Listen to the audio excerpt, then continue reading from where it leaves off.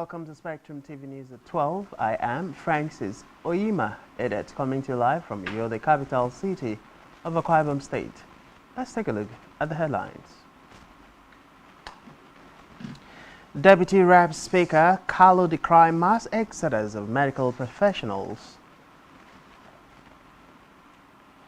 TUC seeks end to workplace violence and harassment. Plus, United States House of Reps set to hold third vote for expulsion of Congressman George Santos. We'll bring you details of these stories and more in a moment.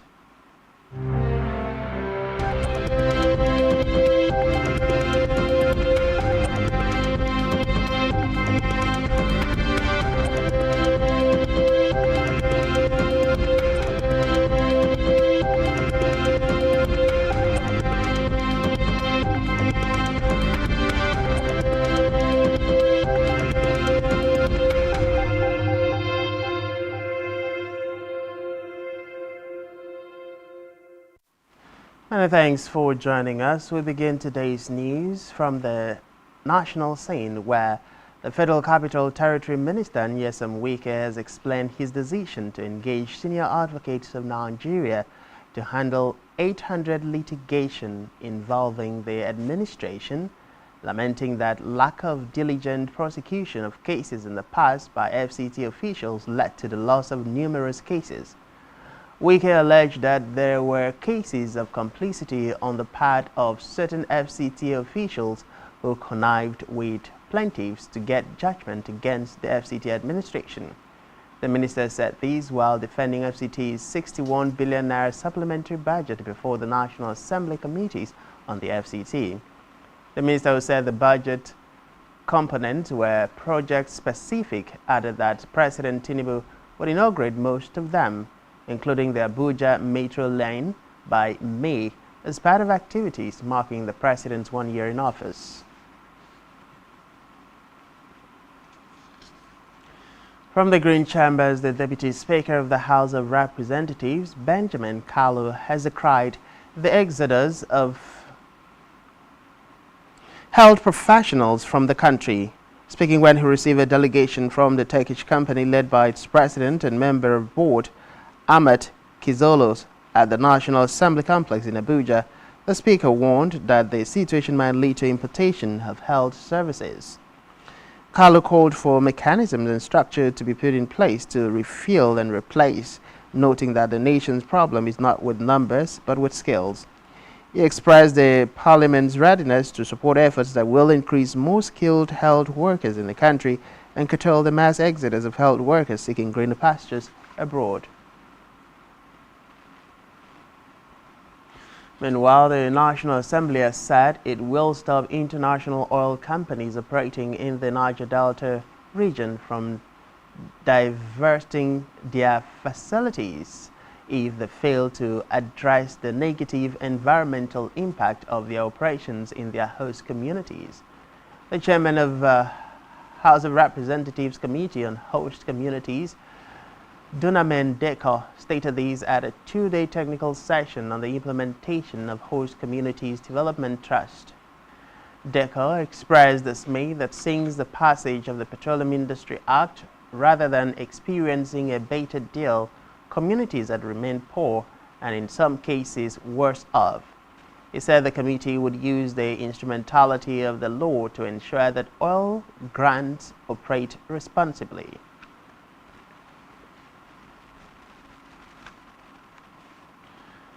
Away from that, the Chief of Army Staff, COAS, Lieutenant General Tarid Lagbaja, has reiterated the commitment of the Nigerian Army troops to decisively tackle security challenges experienced in some parts of Benue and contiguous states. A Director of Army Public Relations, Brigadier General Onyema Nwachukwu, in a statement said the Chief of Army Staff gave the assurance in Government House Makadi when he paid a courtesy visit to Governor Hachind Alia of Benue State. Lagbaja appreciated the governor, government, and people of Benue for the existing cordial relationship between the state and the Nigerian Army. Responding, Ali appreciated the efforts and sacrifices of the troops in maintaining peace in the state and assured of his administration's continued support to enhance troops' operational efficiency in the protection of lives and property. In the meantime, the Inspector General of Police, IGP Kayode Gbetekun, has approved the posting of Police Public Relations Officers, PPROs, to various state commands and formation to strengthen community engagement and communication. A statement by the first Public Relations Officer, ACP Olumuyiwa Adejobi, says the newly posted officers and their respective portfolios include SP Ayuba Omar to PPRO Zentu Lagos, SP Hawa Damu to PPRO Nigeria Police Cooperative, DSP Ejire Adeyemi to PPRO Kwara State, ASP Una Echefunachi to PPRO Ebonyi, ASP Rufai Ahmed to PPRO Sokoto, and ASP Musa Mohammed to PPRO Bayelsa. Meanwhile, ASP Abubakar Pius has also been posted as a staff officer to the Public Complaint Bureau of the Public Force Relations Department, Force Headquarters, Abuja. The Inspector General of Police emphasized on the importance of community collaboration in policing, urging the newly posted officers to work closely with the communities they serve.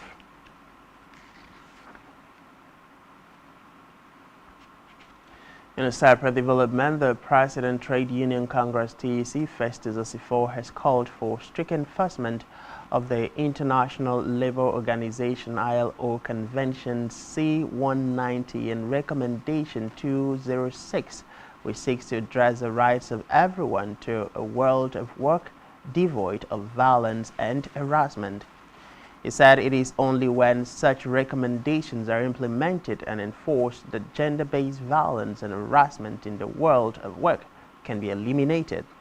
Osifo made the call in New York, Kwabam State while speaking at the three-day 2023 annual seminar organized by TUC Women Commission with the theme Projecting Ways to Eliminate Gender-Based Violence and Harassment from the World of Work, Implementation and Enforcement of ILO C-190 R-206. The TEC president decried the attitude of ILO member states who violate R-206, expressing concern that despite the treaty, violence and harassment have continued in workplaces.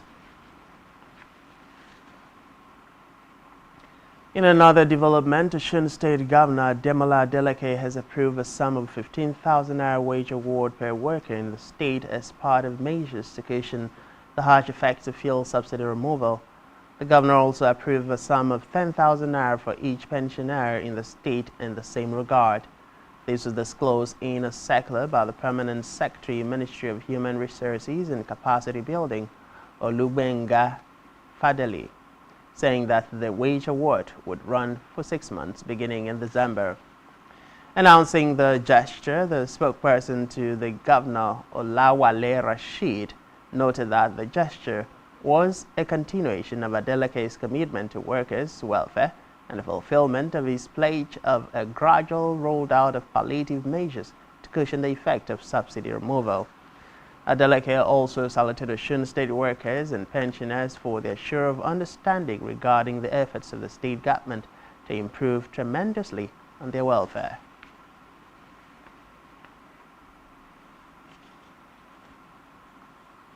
Also, the Delta State government has set aside 150 billion naira for its work sector in the fiscal year 2024. The state governor Sharif Oborowori said this in Asaba when presenting the 2024 budget before the State House of Assembly. According to him, 150 billion naira has been set aside for the Ministry of Works to carry out major projects in the 2019 fiscal year. Oborowori stated that his administration would concentrate on infrastructure development, calling it a crucial driver of economic growth and social development. He also added that 46.6 billion naira had been set aside for the education sector in the 2024 budget.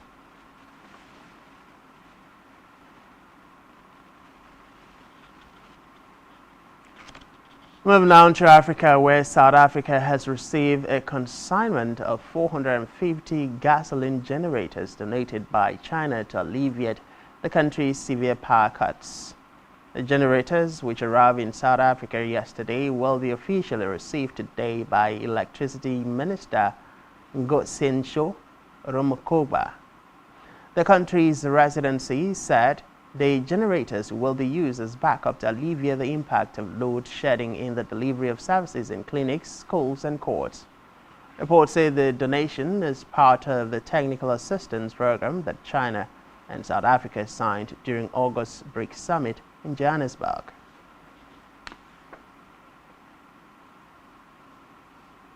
Still in Africa, government in the Democratic Republic of Congo has expressed regret at the European Union's decision to withdraw its electoral observation mission from the country. DR Congo is set to hold presidential and parliamentary elections on December 20th, with 23 candidates running for president amid a tense political climate. In a statement, the government said it was committed to successfully holding elections with transparency, inclusiveness and freedom, as well as welcome all observer missions wishing to work in accordance with the laws and regulations of DR Congo. The EU said it withdrew its election observation team after it failed to obtain the necessary authorization to deploy essential communication equipment such as satellite telephones and internet kits.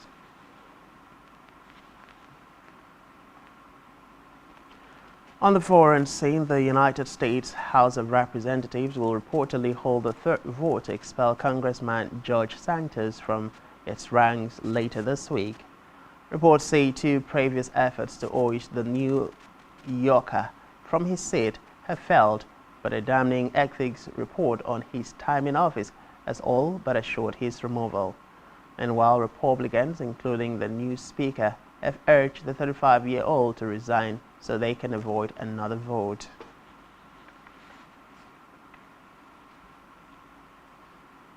Still on the foreign scene, former U.S. Secretary of State Henry Kissinger, who played a pivotal and polarizing role in U.S. foreign policy during the Cold War, has reportedly died at the age of 100. He served as America's top diplomat and national security advisor during the Nixon and Ford administration. Despite leaving office in the mid-1970s, he continued to be consulted by generations of leaders for decades. According to reports, the German-born former diplomat died at his home in Connecticut.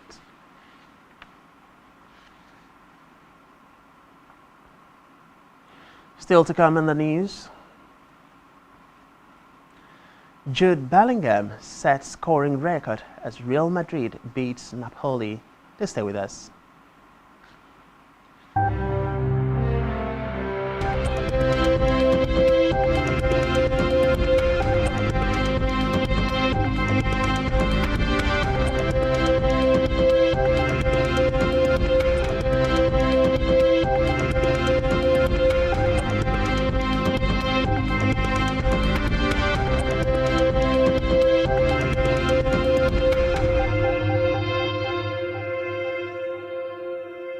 Christmas season is here again. Are you aware that making your business or products visible on a television space gives your brand a wider visibility and patronage? In the spirit of the season, Spectrum Television is offering a whopping 25% discount on all services. Advertise your products and services while this offer lasts from 1st December 2023 to January 31st, 2024. We are a television with a passion to take your business and services on a satisfactory lane. You do not want to miss this opportunity.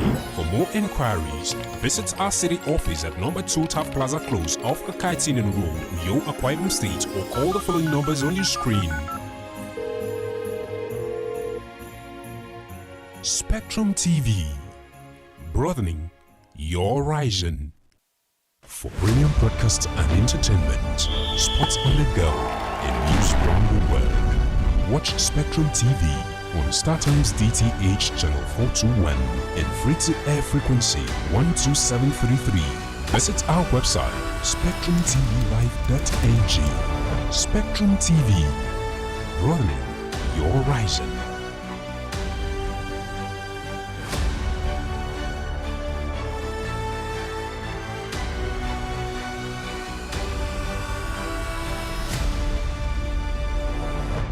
One truth.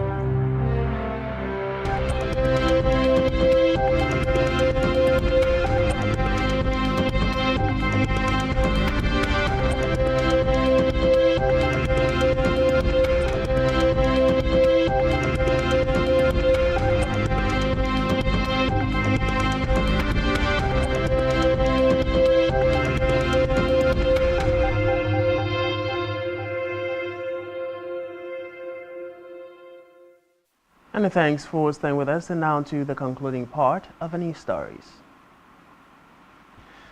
On a business news, the federal government has said that the production of 31 million metric tons of grains in 2024 is going to combat food inflation, create jobs, and reduce poverty. The Minister of State for Agriculture and Food Security, Aliyu Abdullahi, disclosed these in a statement issued by his ministry in Abuja. The minister said the ministry had outlined a series of critical pathways to solve the food security challenges in Nigeria, noting that the pathways were streamlined into short-term, intermediate, and long-term actions. He added that the ministry was targeting over 70,000 hectares for wheat production under the support of the African Development Bank, a National Agricultural Growth Scheme, and Agro Pocket Scheme projects. Still in business, production of natural gas reportedly fell last year despite a 250 billion naira intervention fund provided to 15 companies. According to an industry report from the Energy Institute in partnership with KPMG, Nigeria's natural gas production dropped by 4 billion cubic feet meters between 2021 and 2022. The country's gas production recorded at 39 billion cubic feet meters as of 2012 was on a steady growth and had grown to 49 billion cubic feet meters as of 2020. Suddenly crashed 45 billion cubic meters in 2021 and then 40 billion cubic meters last year. According to the reports, the development happened despite a 250 billion naira intervention fund by the federal government through the Central Bank of Nigeria, out of which 130 billion naira was doled out to 15 companies for the construction of compressed natural gas conversion centers.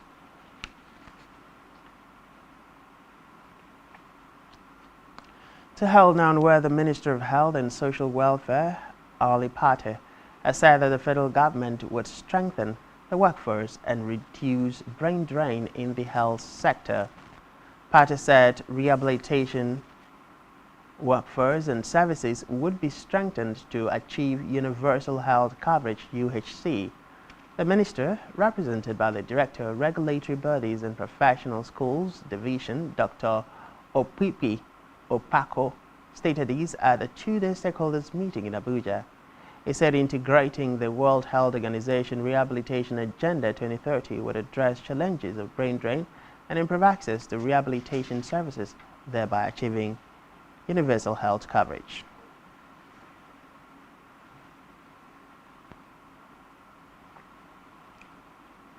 Still in health, the United States Agency for International Development has urged victims of gender-based violence to seek help early and not die in silence.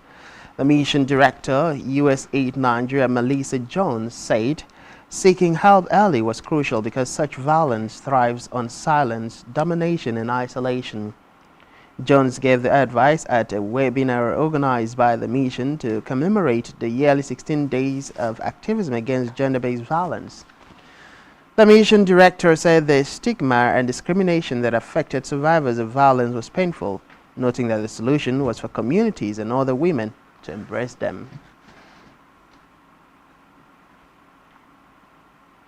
We move now to sports, where Jude Bellingham became the first player to score in each of his first 4 Champions League appearances for Real Madrid as a sort of spirited Napoli.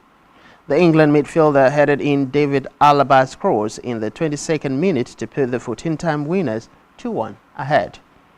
It was the 20-year-old's 15th goal in his 16th appearance for Los Blancos.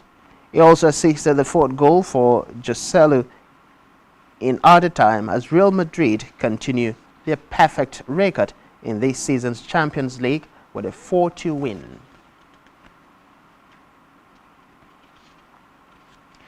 Still in sports, Arsenal reached the Champions League knockout as group winners by thumping Lens at Emirates Stadium.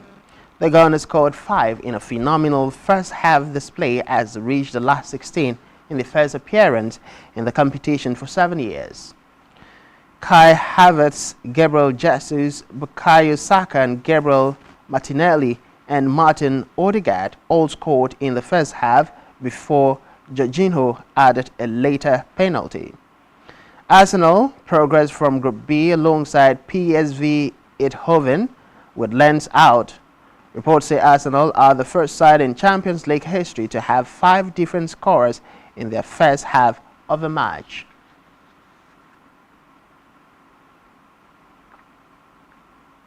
We move to entertainment, where Afrobeat superstar Rema has cancelled his scheduled performances for the rest of 2023 to focus on his health.